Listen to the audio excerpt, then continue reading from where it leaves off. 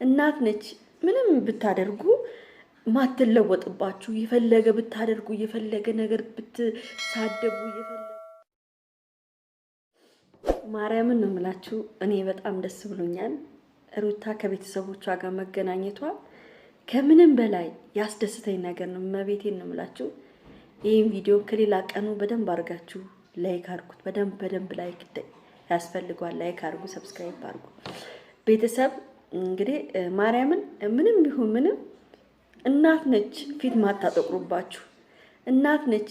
ምንም ብታደርጉ ማትለወጥባችሁ የፈለገ ብታደርጉ የፈለገ ነገር ብትሳደቡ የፈለገ ነገር ጥላቿት በ5 ዓመት ወይ በ4 ዓመት ብትመጡ እናት ፊቷን አታጠቁርም።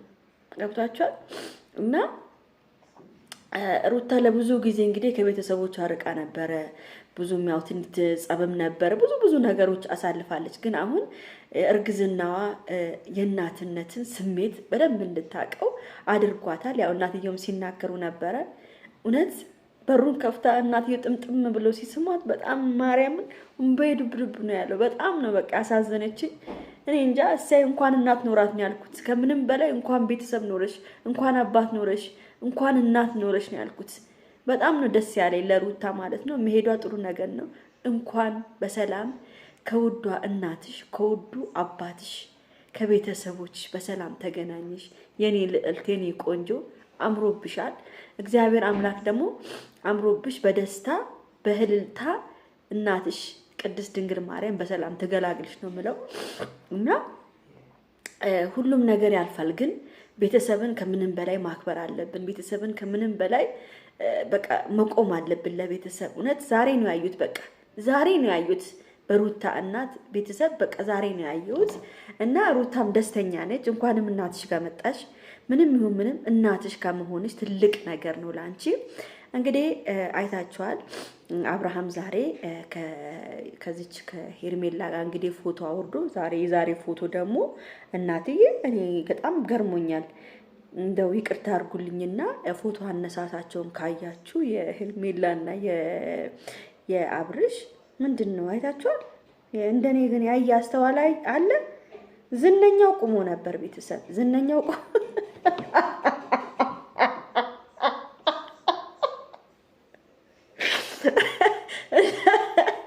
እንደው ባለጌ እንዳትሉኝና ብዙ ሰዎች ሰርተዋል በዛ ቪዲዮ። ሁሉም ሰው ቀስት እያደረገ እኔ ብቻ ላይ ቀስት ያላደረኩትና እኔ ምንድነው ይሄ ዝነኛው እንደዚህ ቁሞ እንደዚህ መሆን ምናምን ብዬ ደነገጥኩኝ። ሁሉም ሰው እንግዲህ እንደደነገጠ ነው ቤተሰብ ሁላችሁም እንደደነገጣችሁ ነውና በጣም ነው ያፈርኩት። እንጃ አላወቁም ይሁን ሱሪው ይሁን የቆመው አላውቅም። ብቻ እግዚአብሔር ወቀው። እኔ የማውቀው ጉዳይ የለም። እኔ ቤተሰብ ይቅርታ እሺ ስናገር ግን በቃ እኔ የተሰማኝን ነው የተናገርን። ዩቲዩበርስ ከሆናችሁ ሁሉን ነገር ግልጽ በግልጽ አድርጋችሁ ነው ማውራት ያለባችሁ እና በጣም ደስ ብሎኛል። ግን አብርሽ የሰራው ስራ ግን ጥሩ አይደለም። አብርሽ ቢያንስ ዛሬ ቀርተህ እዛው ቀርተህ ቡታጅራ እናቷ ጋር በክብር ብታደርሳ ኑሮ ላንተን ያጨበጭብል ነበር ቆሚ። ግን አንተ አንጠልጥለሃት እቺን ሄርሜላ የምትባል ሴትዮ አንጠልጥለሃት ይዛሃት መጣ አዲስ አበባ። ሚስትን የገዛ ሚስትን ጥለህ ማለት ነው። እኔ ማርያምን ነው የምላችሁ። አንዳንዴ አብርሃም የሚያደርገው ነገር በጣም ከባድ ጥፋቶችን ነው የሚያደርገው። እኔ አብርሃም መሳደብ ወይ መናገር ፈልጌ አይደለም፣ ግን በቃ የሚሰራው ስራ ጥሩ አይደለም። አሁን ዛሬ የሆነ ልጅን አመጣ። መርዳቱ እኮ ጥሩ እኮ ነው። የአብርሃም መርዳቱን እኮ መጥፎ ነው አላልኩም። ሰውም እየረዳህ ግን ምንድነው ችግር? አንተ ችግር የራስን ህይወት ሳታስተካክል ስለ ሄርሜላ ይጠይቀዋል። ሄርሜላ እንዴት ነበረች? ሄርሜላ አብራችሁ ለመኖር አብራችሁ እንደፈለጋችሁ ለመሆን አቅዳችኋል። በቃ ይሄን እናውቃለን እኮ አቅዳል። ከሄርሜላ ጋር ለመኖር አቅድ፣ እሱ የራስ ጉዳይ ነው። ግን ሩታ ወልዳ የተነሳች ቀን ምን ልትሆን ነው? እግዚአብሔርን ነው የምላችሁ። ወንዶች እኮ ይኸውላችሁ አሁን ዛሬ እርግዝናዋን እናየው፣ ነገ ደግሞ ፏ ደመቅ ሸብረቅ ብላ ደግሞ ስትወጣ ሩታ ቂጥቂጥ ስር ሲል ታያላችሁ። እና በጣም ነው የሚያሳፍረው። እኔ ዛሬ እግዚአብሔርን አንዲቴን ቁርጥ ያደረገው አብርሃም ቁርጥን ያደረገው ቢያንስ እናቷ ቤት እንኳን በክብር መውሰድ ነበረበት። በክብር መውሰድ ነበረ፣ መምጣት የለበትም ነበረ። ሩታዬ ዛሬ እኔ እግዚአብሔርን ነው የምላችሁ። በቃ እኔ ቃላት የለኝም። ሩታ ከቤተሰቦቿ ጋር መገናኘቱ ለኔ ቃላት ያንሰኛል። እግዚአብሔርን በቃ ትለያለች። በቃ እኔ እናት እንኳንም እናት ኖረች ማርያምን እኔ አላቅም ብቻ እና እቺ ባለጌ ሄርሜላ የምትባለው እንግዲህ አይታችኋል። ከራቁቷን አጭር ቀሚስ ለብሳ እንግዲህ እቺ ነች አብርሃምና ሩታ ልታስታርቅ የፈለገችው።